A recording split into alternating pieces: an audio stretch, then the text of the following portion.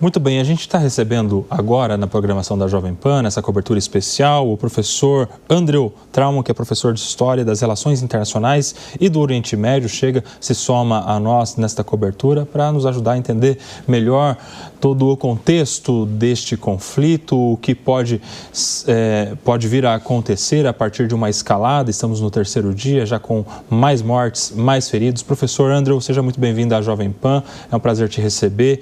Explica para a gente conversava há pouco da possibilidade de uma intermediação, de um acordo. Como você vê esta possibilidade? Bem-vindo.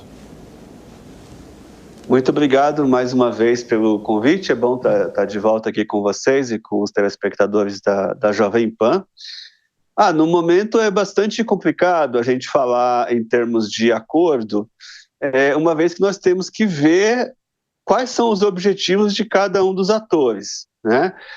Se Israel realmente pretende destruir o programa nuclear iraniano, ele não deve fazer um acordo agora. Por quê? Porque eles bombardearam as instalações nucleares de Natanz, que não são as mais importantes do Irã. São importantes, evidentemente, mas a mais importante é Fordow.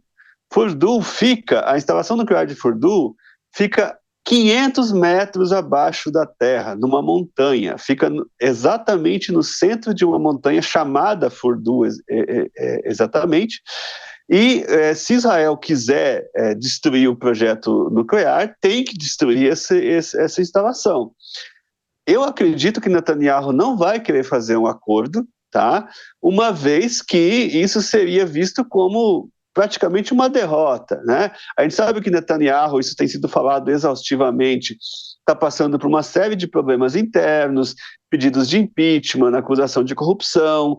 Então ele está usando muito essa guerra, e não adianta negar, está usando muito essa guerra com o Hamas e agora com o Irã como uma forma de estender o seu poder, né? Meio que jogar uma cortina de fumaça sobre as questões internas do país, e desistir da guerra agora seria voltar de novo os olhares aos problemas internos que o governo dele vive. Já o Irã, por sua vez, ele precisa mostrar para a sua população que ele tem capacidade de reação.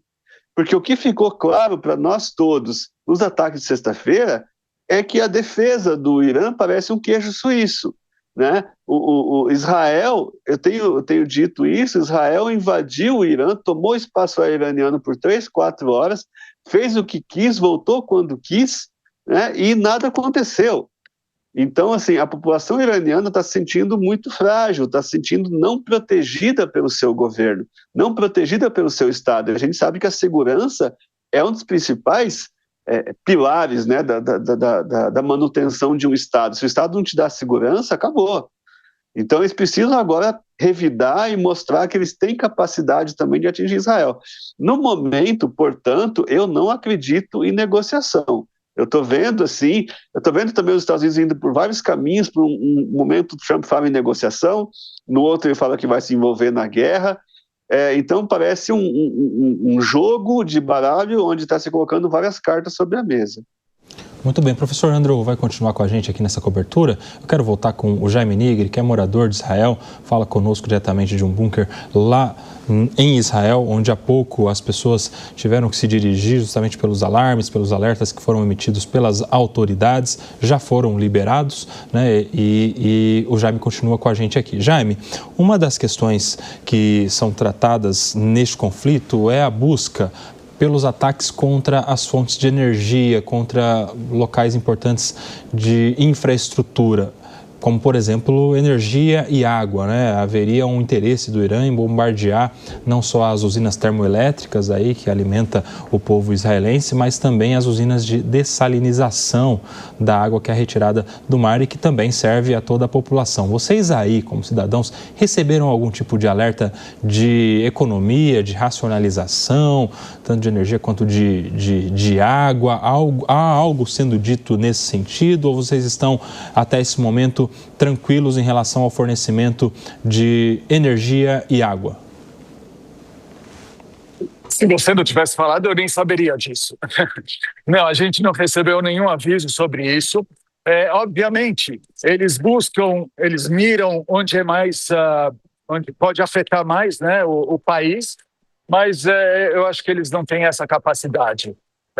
Eles gostariam de acertar o aeroporto, as bases, esses lugares que você está falando, mas é difícil. E Israel ele vem se desenvolvendo a proteção, obviamente, não só da população, mas desses lugares também.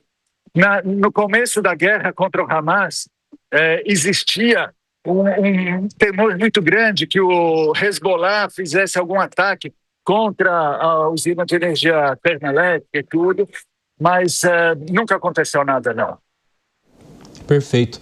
Jaime, eu quero te agradecer, viu, a sua participação com a gente aqui nessa cobertura especial, importantíssima, você trazendo o olhar de quem está vivendo essa situação aí, sendo chamado a um bunker, nos mostrando a realidade das pessoas que moram aí, o sentimento dessas pessoas. É um prazer te receber, espero falar com você em uma outra oportunidade muito melhor, torcendo naturalmente para que tudo se resolva, para que não haja mais mortes, não haja mais feridos. Muito obrigado. Jaime Nigri, falando diretamente de Israel. Obrigado, sempre à disposição. Eu volto aqui com o Fábio Piperno. Piperno, uma mensagem que foi enviada pela Força de Defesa de Israel, o chefe do Estado-Maior falando ao povo, dizendo o seguinte, abre aspas, povo de Israel, eu prometo a vocês, qualquer um que os prejudique pagará e está pagando um preço alto em qualquer lugar e em todas as áreas. Como é que você vê o exército de Israel se dirigindo à população de Israel com esse tipo de mensagem de proteção, tentando passar segurança nas suas mensagens, de que o exército vai defender esse povo e de que vai retaliar qualquer tipo de ataque, fazendo com que paguem um alto preço? Fábio Piperno. Bom, é claro que é uma mensagem para manter, para elevar ainda mais a autoestima de um povo que se vê em meio a um conflito muito sério, né? Então, não é comum a gente observar o céu escuro de Israel durante as noites e ver esse monte de pontinhos brilhando que a gente enxerga agora, que a gente visualiza agora. Claro que a maior parte deles abatidos, mas de vez em quando cai algum causando danos muito sérios. Então, tá aí, como a gente tem a oportunidade de enxergar agora. Então, é óbvio que esse tipo de mensagem é também um modo de dizer para população, olha, estamos aqui protegendo vocês, não vamos deixar acontecer nada e quem por acaso fizer alguma coisa vai arcar com toda a nossa reação e a nossa reação ela nunca é suave. De qualquer forma, é evidente que o poder desse tipo de mensagem, ele também pode se mostrar limitado caso os ataques do outro lado continuem ocorrendo e continuem alcançando algum êxito. Porque uma coisa, por exemplo, é um ataque trágico, como foi, né? Aquela carnificina, enfim, protagonizada pelo Hamas, que chega em regiões fronteiriças e, enfim, promove aqueles assassinatos horrendos, né? Mas outra coisa, e aí de um impacto, eu, enfim, acredito também muito elevado, é a população em grandes cidades, como Jerusalém, enfim, Tel Aviv, Haifa, está correndo, enfim, se conscientizar de que ela está correndo, sim, sério risco de, a qualquer momento, ter, enfim, uma bomba, um míssil desabando na sua casa. Então, é claro que isso também tem, do ponto de vista emocional, um poder, né, muito grande. Então, é importante esse tipo de mensagem do Estado de Israel, do exército israelense, mas também nem sempre a percepção da população é aquela desejada pelas autoridades, né? O professor Andrew segue com a gente aqui nessa cobertura.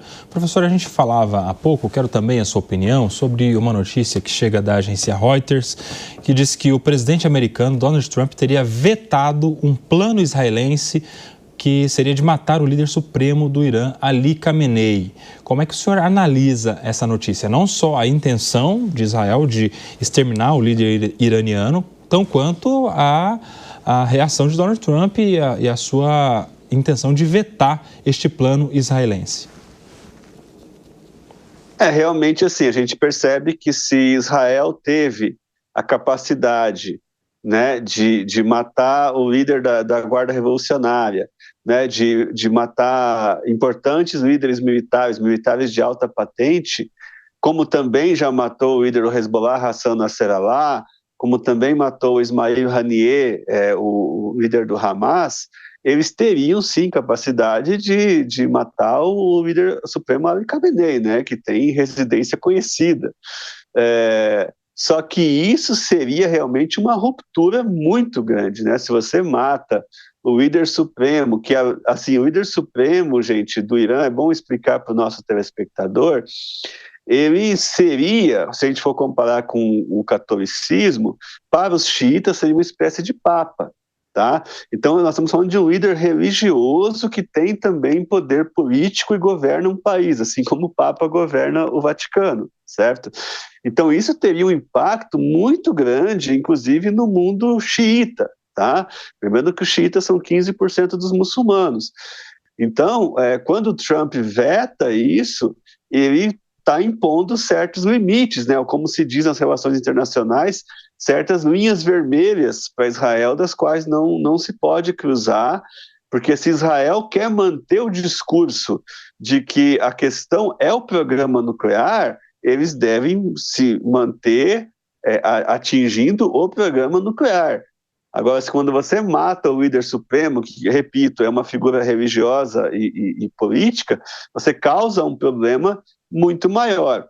Além disso, eu acho importante ressaltar que, vamos supor, o Netanyahu já falou sobre o que ele gostaria de derrubar o regime, falou que os iranianos deveriam tentar derrubar o regime. Gente, vamos pensar um pouco, o que será que viria se o regime caísse? Porque, na minha visão, eu sou uma pessoa que estuda Irã faz 25 anos, a única instituição que nós temos no Irã que funciona, que é operacional e que poderia chegar ao poder com a queda do regime seriam as forças militares, né? Seriam as forças armadas, melhor dizendo. E nós teríamos uma ditadura militar no Irã. Será que isso seria melhor do que o regime teocrático? A gente não sabe, até porque essas forças armadas foram formadas dentro do regime teocrático. Então eu não sei se seria positivo, se seria inteligente do ponto de vista de Israel a eliminação do líder Ali Khamenei. Então nesse ponto eu acho positivo o veto do presidente Donald Trump. Professor Andrew, é uma boa oportunidade para você explicar a diferença entre os xiitas e os sunitas, né? Porque há o tempo todo essa classificação envolvendo ali não só o Irã, mas alguns outros países ali do Oriente Médio. Explica para a gente essa diferença entre o que é um xiita e o que é um sunita. Ok. Basicamente é o seguinte, quando Maomé morreu, ele não deixou definido exatamente quem que seria o seu sucessor, tá?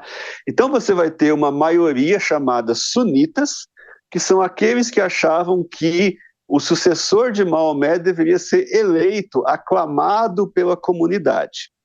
E nós tínhamos um outro grupo minoritário, que vamos chamar xiitas, que seriam aqueles que diziam que apenas os descendentes de Maomé poderiam ser os seguidores, os novos líderes da religião islâmica. Lembrando que justamente, o que significa califa? A gente já ouviu falar muito em califa, califado, na época do Estado Islâmico, né? A palavra califa em árabe vem de khalifa, que significa exatamente sucessor. Então, quem que seria o sucessor de Maomé? Então, para eles, deveria ser um membro da família, e para a maioria deveria ser uma pessoa que, sem necessariamente ligação com a família de Maomé, que poderia ser aclamada pela comunidade islâmica. E esse califa, ele teria, assim como Maomé teve, uma liderança, tanto política quanto religiosa. Bom, com o passar dos séculos, né, para não ficar uma resposta muito longa, as principais diferenças hoje, eu diria que seria assim, os xiitas, eles seriam, assim, pessoal, eu estou fazendo uma comparação só para o nosso telespectador entender, tá? Eles seriam mais ou menos como se fossem os católicos, tá?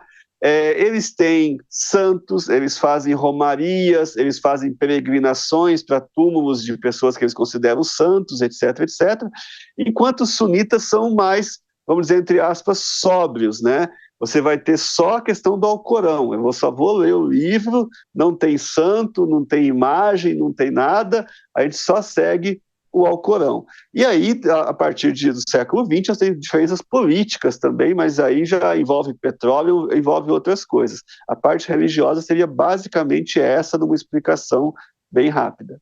Perfeito. E na prática, se compreende bem, isso se resume de alguma maneira em que os xiitas são um pouco mais fundamentalistas. Seria isso? Sim, eles são mais fervorosos, eu diria, tá? Mas, assim, você está me dando uma ótima oportunidade também de poder separar um pouco aquela questão de, o xiita é radical e o sunita é moderado. Gente, não, olha só, o Talibã é sunita, a Al-Qaeda era sunita, o Estado Islâmico é sunita, né? O único grupo radical xiita que a gente tem seria o Hezbollah. O Hezbollah, sim, é xiita, mas a maioria dos grupos que nós ouvimos falar, atentados como o 11 de setembro, Afeganistão, etc., é sunita. Então, as coisas não são assim tão simples, né? Seria melhor se fosse assim tão preto no branco, mas tem as suas diferenças internas também.